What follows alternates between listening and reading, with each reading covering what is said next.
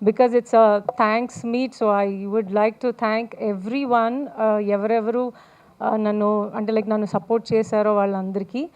And then దాని తర్వాత ఇంకొక మెయిన్ నేను చాలా గ్రేట్ఫుల్ అండ్ థ్యాంక్ఫుల్.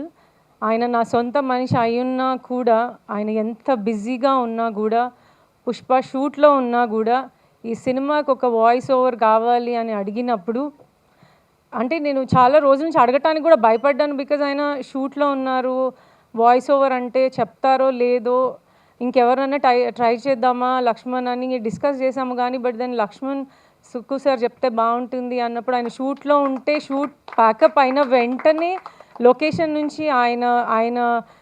నుంచి హోటల్కి వెళ్ళగానే ఒక 10 minutes టైం ఇచ్చాం ఆయన ఫ్రెష్ అప్ అవ్వడానికి.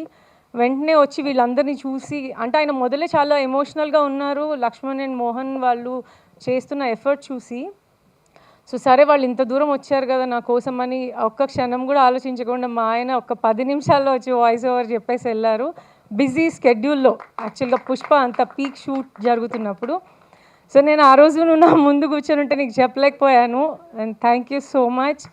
నువ్వు షూట్లో ఉన్నా కూడా నేను అంటే husbands, I don't know how much they trust their wives and they believe their wives. కానీ నేను ఈ సినిమా గురించి తనకేమీ కథ తెలీదు, అసలు ఏం చేస్తున్నానో తెలీదు. కానీ నేను ఒక విషయాన్ని టేక్ ఓవర్ చేసి దానికోసం నిలబడ్డానన్న విషయాన్ని తను బలంగా నమ్మి, అంటే నేను దానికోసం ఏం చేస్తున్నా కూడా నన్ను సపోర్ట్ చేస్తూ ఉన్నాడు సుక్కు. సో ఈరోజు ఎస్పెషలీ నేను ఆయనకు థ్యాంక్స్ చెప్పాలి.